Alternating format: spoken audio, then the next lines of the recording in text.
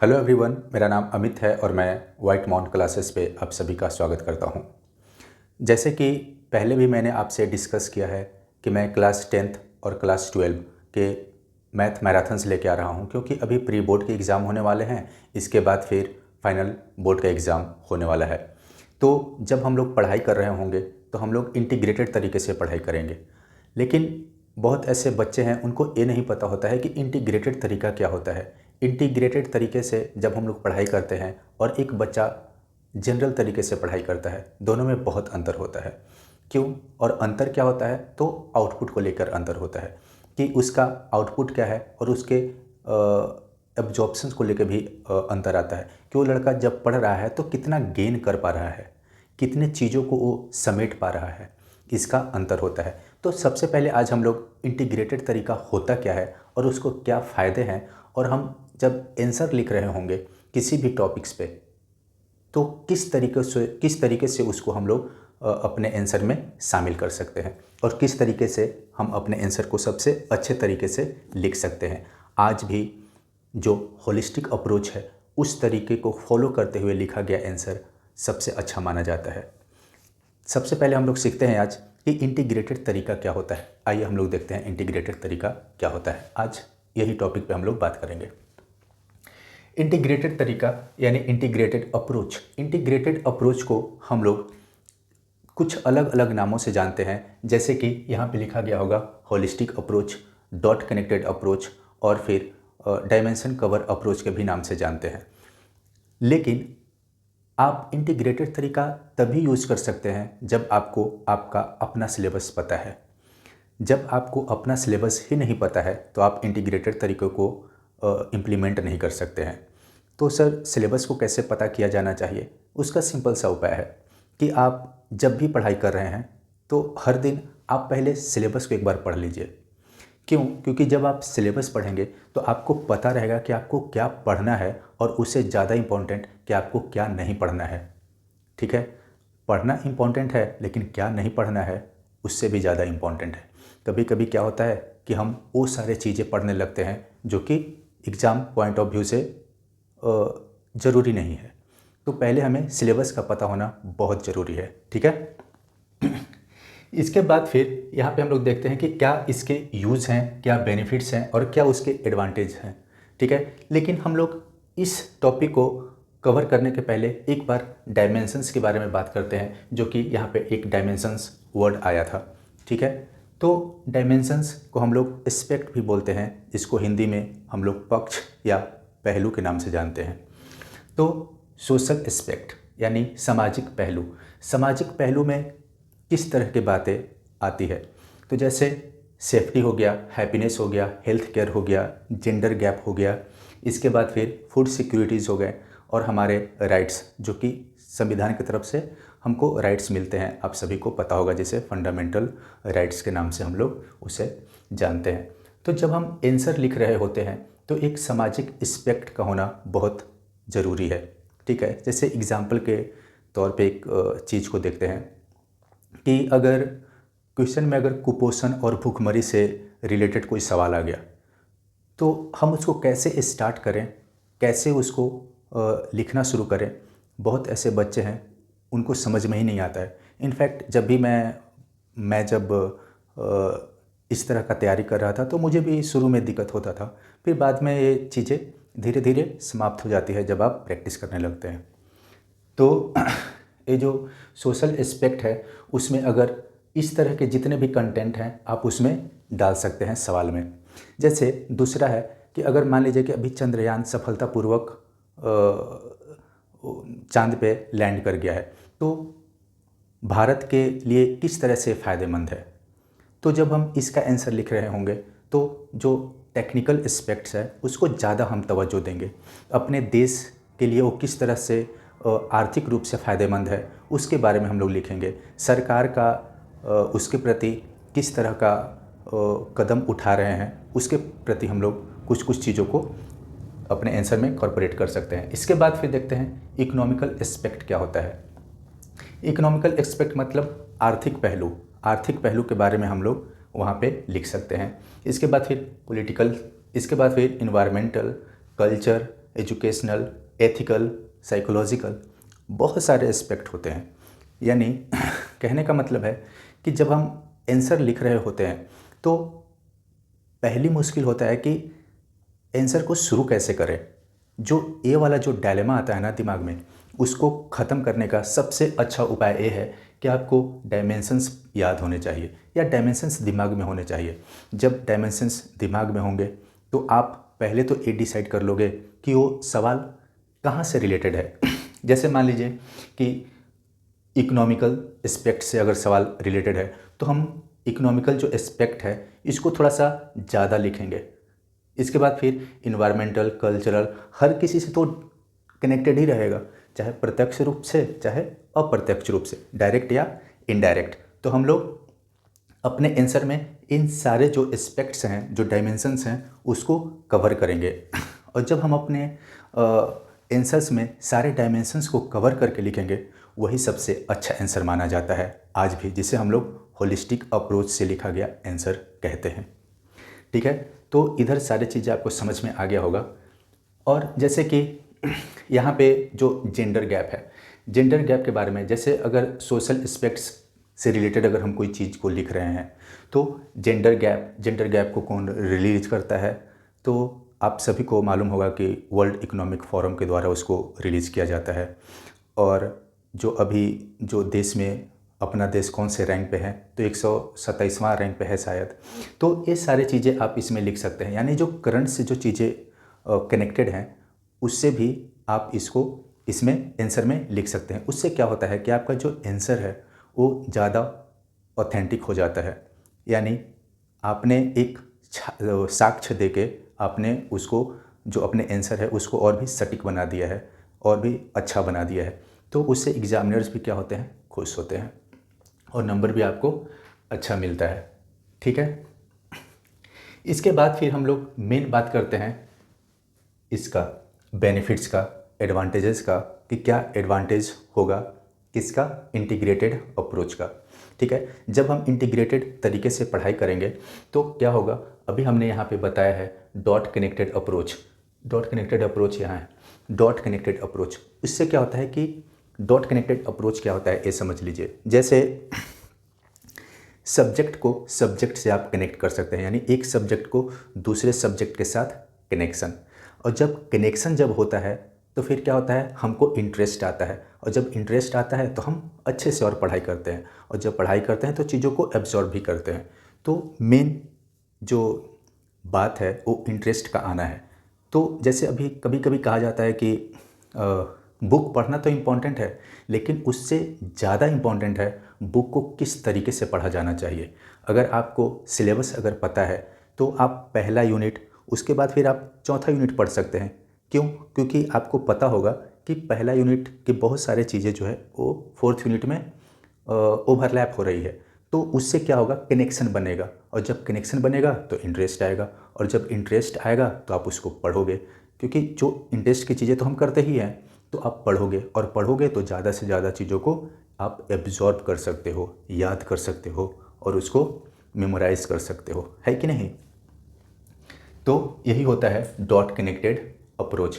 तो सिलेबस का होना आपको बहुत ज़रूरी है। तो आप सिलेबस को एटलीस्ट रोज़ एक बार पढ़ेंगे तो आपको 10-15 दिन में सारा सिलेबस आपको याद हो जाएगा, पता भी हो जाएगा कि आपको क्या पढ़ना है और आपको क्या नहीं पढ़ना है। ठीक है, हम लोग बेनिफिट्स के बारे में देखते हैं। बेनिफिट्स में पहला बेनिफिट्स क्या है कि मोर गेन इन लेस टाइम। यानी अगर हम कम समय में अधिक से अधिक चीज़ों को गेन करना चाहते हैं तो हमको इंटीग्रेटेड अप्रोच को ही अपनाना चाहिए। बहुत जो टॉपर्स होते हैं, जैसे कि मैं जब यूपीएससी का तैयारी कर रहा था तो उसका सिलेबस इतना ज़्यादा होता है कि अगर आप जनरल अप्रोच के साथ आप तैयारी करो तो सिलेबस कभी कंप्लीट नहीं होगा। इनफैक्ट इंटीग्रेटेड तरीके से जो बच्चे तैयारी करते हैं, इसके बावजूद भी लगभग 80% 85% के आसपास ही सिलेबस आप कवर कर पाते हैं यूपीएससी में, क्योंकि उसका सिलेबस बहुत अधिक है। आप इस बात से भी अंदाज़ा लगा सकते हैं कि 50% ही के आसपास अगर आपके मार्क्स आ जाते हैं तो ऑल इंडिया रैंकर 1 हो जाता है। तो आप समझ सकते हैं कि उनका सिलेबस कितना अधिक होता है और कितने आपको डीपली पढ़ना होता है। तो आप जब तक ऑल डायमेंशंस के साथ आप नहीं पढ़ोगे तो आपको पता ही नहीं चलेगा कि आंसर को लिखना कैसे है। ठीक है, खैर अब यहाँ पे आते हैं। ये होता है कंटेंट अवेलेबिलिटी, यानी आपके पास कंटेंट हमेशा उपलब्ध रहेंगे। क्यों? क्योंकि आपने जब किसी भी क्वेश्चंस को आप पढ़ोगे तो आप सारे एक्सपेक्ट में, सारे डायमेंशंस में आप उसको सोचोगे, और जब सारे डायमेंशंस में आप सोचोगे कि उसके क्या फ़ायदे होंगे, क्या नुकसान होगा, इकोनॉमिकल परिप्रेक्ष्य में वो किस तरीके से फ़ायदेमंद है, किस तरीके से नुकसान है, इकोनॉमिकल में, पॉलिटिकल में, इन्वायरमेंटल में, सभी एक्सपेक्ट में आप उसको, उस क्वेश्चन को सोचने की कोशिश करोगे, और जब आप लिखोगे तो आपके पास कंटेंट बहुत अधिक होगा। तो जो इंटीग्रेटेड तरीके से जो लड़का पढ़ाई करता है उसके पास कंटेंट का कभी कमी नहीं होगा। ठीक है, क्यों? क्योंकि एक जनरल अप्रोच के साथ पढ़ने वाला लड़का और एक इंटीग्रेटेड तरीके से पढ़ने वाले लड़के, दोनों में एक ऐसा स्थिति होता है कि जो इंटीग्रेटेड तरीके से पढ़ रहा है उसको इस चीज़ को सोचना पड़ता है कि हम आंसर में कौन सी चीज़ को नहीं लिखें। लेकिन जो जनरल तरीके से पढ़ाई करता है उसको ऐसा लगता है कि क्वेश्चन में क्या लिखूं यार, क्योंकि ऑलरेडी मैंने 5-7 लाइन लिख दिया है, अब तो कुछ दिमाग में आ ही नहीं रहा है। क्यों? क्योंकि उसको जो पढ़ रहा था तो डॉट कनेक्टेड अप्रोच उसने अपनाया ही नहीं है, और सारे जो एस्पेक्ट हैं उसमें वो सोच ही नहीं पा रहा है, तो उससे मुश्किल होने लगता है। ठीक है, इसके बाद फिर ब्रॉड अंडरस्टैंडिंग ऑन टॉपिक, यानी टॉपिक पे आप अच्छे तरीके से सभी पक्ष में आप सोच सकते हैं, और जब आप सभी पक्ष में सोचोगे तो क्या होगा, आप एक अच्छा आंसर लिख पाएंगे, अच्छा डिसीजन मेकर बन सकते हैं, है कि नहीं। इसके बाद फिर डेवलपिंग स्किल्स एंड नॉलेज, तो आपका जो स्किल्स है वो भी डेवलप होगा और आपका नॉलेज तो डेवलप होगा ही होगा। ठीक है, स्किल्स में जनरली क्या होता है, स्पीकिंग स्किल, जिसको कम्युनिकेशन स्किल्स भी कहते हैं। स्पीकिंग स्किल्स क्या हुआ कि अगर आप कहीं पे बात कर रहे हैं तो आप साक्ष्य के साथ बात करेंगे, सारे प्रोस्पेक्टिव में आप बात करेंगे, तो आपकी जो बातें हैं वो हवा हवाई नहीं लगेगी, लोग उसको ध्यानपूर्वक सुनेंगे, और एक वक्ता के लिए ये बहुत ज़्यादा ज़रूरी है। हवा हवाई बातें कौन सुनता है कि नहीं। इसके बाद फिर रीडिंग स्किल, रीडिंग स्किल में आपको भी पता होना चाहिए कि आपको किस चीज़ों को पढ़ना है। जैसे कभी कभी कहा जाता है कि जो एक्टर होते हैं, एक्टर जो होते हैं जब वो स्क्रिप्ट पढ़ रहे होते हैं तो कहा जाता है कि actor read behind the line और इन बिटवीन द लाइंस। तो इस तरह की बातें, आपको वो चीज़ भी पढ़ना है जो कि बुक में नहीं लिखा है, वो आपको देखने आना चाहिए। यानी आपकी एक नज़र और एक नज़रिया दोनों अलग अलग चीज़ है। तो नज़रिया क्या होता है आप जानते हो, आपकी नज़रिया कैसा होना चाहिए जब आप पढ़ रहे हो, ये भी एक मायने रखता है। इसके बाद फिर राइटिंग स्किल, लिसनिंग स्किल, सबसे इसमें इम्पॉर्टेंट क्या है, लिसनिंग स्किल है। क्यों? क्योंकि अगर आप चीज़ों को सुनोगे तो आप उसको दिमाग में अच्छे तरीके से सोच पाओगे, और जब आप सोचोगे तो आपके अंदर ये सारी चीज़ें क्या होंगी, आएंगी। जैसे एटीट्यूड, जब आप किसी चीज़ को अच्छे तरीके से सुन रहे हो तो 2 तरह के एटीट्यूड जनरेट होते हैं, एक होता है पॉजिटिव और एक होता है नेगेटिव। कैसे? किसी आइडियाज़ को लेके आपके अंदर पॉजिटिव एटीट्यूड है या नेगेटिव एटीट्यूड है, किसी ऑब्जेक्ट को लेके, किसी पर्सन को लेके, है कि नहीं। अटेंशन यानी केयरफुली सुनना, एक होता है कि हम बस ऐसे सुन लिए, एक होता है केयरफुली सुनना। तो इसमें लिसनिंग में केयरफुली आपको सुनना होगा, तभी तो आप चीज़ों को समझोगे। और एक होता है एडजस्टमेंट यानी एडप्टेबिलिटी, यानी आप कैसे भी परिवेश में आप एडजस्ट कर जा रहे हैं। अलग अलग कल्चर के अगर लड़के हैं तो आप वहाँ पे उनके साथ रह ले रहे हैं, उनकी खान पान अलग है, हमारी खान पान अलग है, फिर भी हम एडजस्ट कर लेते हैं। तो हमारे अंदर इलास्टिक नेचर होना चाहिए, हमको एडप्टेबिलिटी हमारे पास होना चाहिए। ठीक है, इसके बाद फिर है improve thinking and problem solving, यानी जब आप इंटीग्रेटेड अप्रोच को यूज़ करते हैं तो आपको हमेशा थिंकिंग मोड में रखेगा। क्यों? क्योंकि आप इस जितने भी डायमेंशन हैं, इस डायमेंशंस में आप सोचोगे कि इस क्वेश्चन को इस डायमेंशन में हम किस तरीके से उसको शामिल कर सकते हैं, किस तरीके से लिख सकते हैं, तो आपके पास एक अच्छा आंसर हो जाएगा, एक कंटेंट काफ़ी सफिशिएंट हो जाएगा जो कि आपको कभी कंटेंट शॉर्टेज की स्थिति नहीं आएगा जब आप आंसर लिख रहे होंगे। और प्रॉब्लम सॉल्विंग, जब आप सभी एस्पेक्ट्स में आप देखते हैं तो आप प्रॉब्लम सॉल्विंग आप आसानी से कर लेंगे कि ठीक है, इसमें थोड़ा नुकसान है, इसमें फ़ायदा है, इसमें फ़ायदा है, इसमें फ़ायदा है। तो जो प्रॉब्लम सॉल्विंग स्किल्स है वो भी डेवलप हो जाता है। क्यों? क्योंकि आपको जानकारी प्रॉपर है, और जब प्रॉपर जानकारी होता है तो हम जल्दी से सॉल्यूशन निकाल लेते हैं। ये है answer presentation cover approx all dimensions, यानी जब हम आंसर लिख रहे होते हैं तो सारे डायमेंशंस को कवर करते हैं, और किया जाना भी चाहिए अगर आपको अच्छे मार्क्स लाना है तब। ठीक है, इसके बाद फिर यहाँ पे है आंसर राइटिंग का फॉर्मेट मैंने एक बनाया है, जो कि जनरली इसी तरीके से लोग क्या करते हैं या बच्चे हैं वो लिखते हैं। अगर आप नहीं ऐसे लिख रहे हैं तो आपको एटलीस्ट कोशिश करना चाहिए कि आप इस तरीके से ही आंसर राइटिंग करें। कैसे करना है ये देखिए, जो भी क्वेश्चन दिया है तो पहले आपको उसका इंट्रो लिखना है। ठीक है, यानी इंट्रोडक्शन लिखना है। इंट्रोडक्शन आप उसके डेफिनेशंस भी लिख सकते हैं, किसी कहानी से भी शुरू कर सकते हैं, कोई करंट अफेयर से रिलेटेड अगर कुछ बातें अगर बन रही है तो आप वहाँ से उसको स्टार्ट कर सकते हैं। तो इंट्रोडक्शन आपको यहाँ से देना है। ठीक है, इसके बाद फिर बीच में यहाँ पे बॉडीज़, वहाँ पे उसका लिखना होता है। बॉडीज़ में आप लिखिए। इसके बाद फिर एग्जाम्पल्स अगर आप डेली लाइफ से अगर ऐड ऑन करना चाहते हैं तो आप उसको कीजिए। जो आंसर होता है वो काफ़ी अच्छा ऑथेंटिक हो जाता है, और टीचर्स को पढ़ने में भी उसको क्या होता है, अच्छा लगता है। ठीक है, कि आपने उसको एग्जाम्पल से क्या किया है, उस चीज़ों को समझाने की कोशिश किया है। इसके बाद फिर उसके क्या क्या प्रोज और कॉन्स हैं, क्या क्या एडवांटेज और डिसएडवांटेज हैं। दुनिया में कोई भी ऐसी चीज़ नहीं है जो कि सिर्फ और सिर्फ वो एडवांटेज ही देती है, और या सिर्फ और सिर्फ डिसएडवांटेज ही देती है। यानी एडवांटेज और डिसएडवांटेज दोनों उसके साथ एसोसिएटेड होते हैं। तो आपको वो पता होना चाहिए, तभी तो आप लिख पाओगे। लेकिन वो क्वेश्चंस किस नेचर का है, उस तरीके से आपको एडवांटेज और डिसएडवांटेज का रेशियो को रखना होता है। अगर पॉजिटिव नेचर का है तो एडवांटेज वाला जो रेशियो है वो अधिक होना चाहिए और डिसएडवांटेज वाला कम होना चाहिए। जैसे एडवांटेजेस वाला आपने 5-7 पॉइंट्स लिख दिए तो उसको कम से कम 4 पॉइंट्स लिखिए।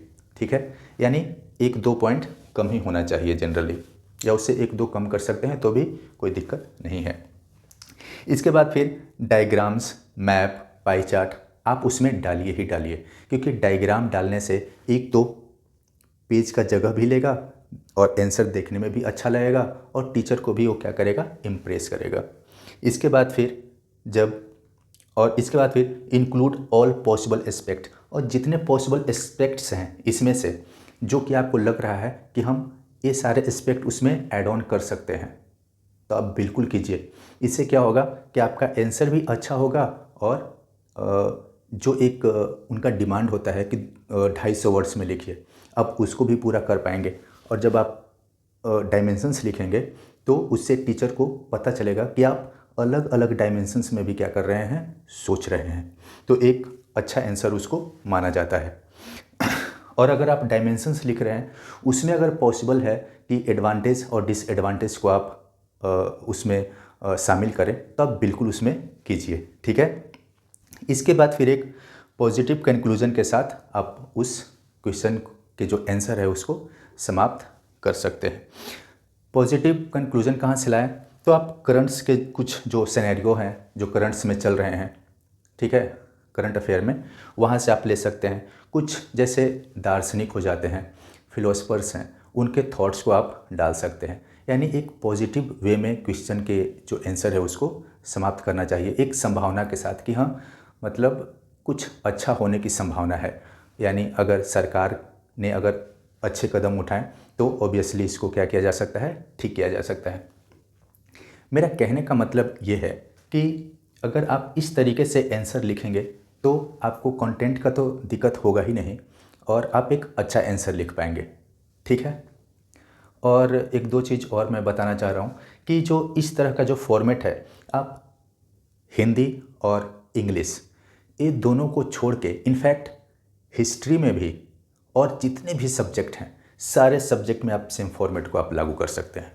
हिस्ट्री में थोड़ा सा स्कोप कम होता है, ऑल्दो आप मैप उसमें डाल सकते हैं जहाँ से रिलेटेड अगर सवाल पूछ रहा है तो इंडिया का मैप, वर्ल्ड का मैप, किसी जनजाति से रिलेटेड अगर सवाल है तो वो कौन से क्षेत्र है वहाँ पे या मैप यहाँ पे डाल सकते हैं। तो बहुत पॉसिबल चांसेस होते हैं कि आप अपने आंसर को अच्छे से लिख सकते हैं। बाकी जैसे अब फिजिक्स की मैं बातें करूँ या फिर केमिस्ट्री की बात करूँ, अगर आप फिजिक्स लिख रहे हैं वहाँ पे आप अगर अपने आंसर में डायग्राम नहीं बना रहे हैं तो मज़ा नहीं आएगा, ठीक है। अगर आप केमिस्ट्री की आंसर कर रहे हैं, आप वहाँ पे केमिकल इक्वेशंस आप नहीं दे रहे हैं, कुछ बॉन्डिंग्स अगर बना रहे हैं तो सिर्फ ऐसे लिख दिए, बॉन्ड्स बना के नहीं दिखा रहे हैं कि कौन सा बॉन्ड है, कोवलेंट बॉन्ड है कि आयोनिक बॉन्ड है कि कौन सा बॉन्ड है, आप कुछ भी नहीं बना रहे हैं तो वो किस तरीके से टीचर खुश होगा, ये भी आपको सोचना चाहिए, है कि नहीं। तो और जैसे आप पॉलिटी का आप आंसर्स लिख रहे हैं और उसमें आपने आर्टिकल्स वगैरह कुछ लिखा ही नहीं, जजमेंट के बारे में कुछ लिखा ही नहीं, अगर राइट्स से रिलेटेड कुछ चीज़ है तो आप जो फंडामेंटल राइट्स हैं उसके आपके आर्टिकल्स आपको याद ही नहीं है, तो इस तरीके से वो एक अच्छा आंसर माना जाएगा। ये भी एक सोचने वाली बात है। तो मेरा ओवरऑल कहने का मतलब ये है कि आपको इंटीग्रेटेड तरीके से पढ़ाई करना चाहिए। इंटीग्रेटेड तरीके से पढ़ाई करने से क्या होगा कि कम समय में आप अधिक से अधिक चीज़ों को सीख सकते हैं, ठीक है। इसीलिए मैं कहता हूँ कि बुक पढ़ना इम्पॉर्टेंट है, बट उससे ज़्यादा इम्पॉर्टेंट है बुक को किस तरीके से पढ़ा जाना चाहिए। अगर आपको बुक पढ़ने का तरीका अगर पता है तो फिर आपको कोई दिक्कत नहीं होगा। कभी कभी क्या होता है कि मैं देखता हूँ यूट्यूब पे तो कुछ टीचर्स ऐसे बोलते हैं कि आपको मेरे पे विश्वास नहीं करना है, मेरे पे आपको अंधविश्वास करना है। तो मुझे हंसी आती है। अगर इस तरीके के अगर टीचर कर रहे हैं तो वो ठीक तो नहीं है, क्योंकि टीचर का काम मात्र 30% ही है, बाकी के बाकी परसेंटेज स्टूडेंट का ही है। क्यों? क्योंकि टीचर का काम है किसी भी चीज़ को सिंपल वे में उनको समझा देना। जैसे कोई एक टॉपिक है, उसको मैंने उनको समझा दिया, एक टीचर का काम, अगर स्टूडेंट ने बोल दिया कि सर मुझे समझ में आ गया, टीचर का काम ख़त्म हो गया। अब उसका काम है उसका शॉर्ट नोट्स बनाना, उसको रिवीजन करना, उसको बार बार मेमोराइज़ करना और हो सके तो उसको लिख के तैयार करना। तो बहुत सारा उनका काम है। इसलिए मैं बोलता हूँ कि टीचर का काम है 30%, बाकी स्टूडेंट का काम है। अगर वो बिल्कुल अंधविश्वास की तरह अगर वो करने लगेगा तो वो तो स्थिति ठीक नहीं है। सेल्फ स्टडी सबसे बेस्ट स्टडी है। वैसे आप 10 ट्यूशन पकड़ लो, अगर आप सेल्फ स्टडीज़ नहीं कर रहे तो उसका कोई मतलब नहीं है। ये चीज़ आप भी जानते हो, फिर भी मैं बता रहा हूँ। खैर, और एक दो चीज़ और मैं बताना चाह रहा हूँ इसमें कि अगर आप चीज़ों को अच्छे तरीके से करना चाहते हो तो सिर्फ 2 फैक्टर्स हैं। 2 फैक्टर्स को अगर आपने अच्छे से यूज़ कर लिया तो ऑब्वियसली एक स्टूडेंट लाइफ, चाहे कोई भी लाइफ हो, चाहे एक टीचर है, चाहे एक बिजनेसमैन है, चाहे और भी कोई प्रोफेशन में है, तो सिर्फ 2 फैक्टर्स पे काम करना बहुत ज़रूरी है। एक आपको टाइम और दूसरा होता है एनर्जी। अगर आपने टाइम तो हर किसी के लिए सेम है तो उसको आप एक कांस्टेंट फैक्टर मान लीजिए, और एनर्जी जो कि एक वेरिएबल है, हर किसी के अंदर एनर्जी लेवल अलग अलग होता है कि नहीं। लेकिन क्या होता है कि हम लोग पहले से जानते हैं कि एनर्जी को ना ही क्रिएट किया जाता है और ना ही डिस्ट्रॉय होता है, वो एक फॉर्म से दूसरे फॉर्म में कन्वर्ट होता है। तो हम लोग क्या करते हैं, अपना सही जो अपना एनर्जी है उसको सही डायरेक्शन में पुश नहीं करते हैं। तो हमें अपनी जो एनर्जी है उसको सही डायरेक्शन में पुश करना चाहिए। और जब आप सही डायरेक्शन में पुश करोगे, समय भी अगर आप सदुपयोग करोगे समय का, तो डेफिनेटली आपको एक अच्छा रिज़ल्ट मिलेगा। अच्छा रिज़ल्ट भी मिलेगा और आपको खुशी भी होगी। इसी बात को समझाते हुए मैं ये जो सेशन है इसको मैं समाप्त कर रहा हूँ। और आपको अगर ये वीडियो अगर अच्छा लगा है तो आप इसको शेयर कीजिए और आप इंटीग्रेटेड तरीके से पढ़ाई करने की कोशिश कीजिए। आपको 1 महीने या 1.5 महीने में ही आपको पता चलेगा कि आपको काफ़ी बेनिफिट हो रहा है, काफ़ी फ़ायदा हो रहा है। Thank you so much.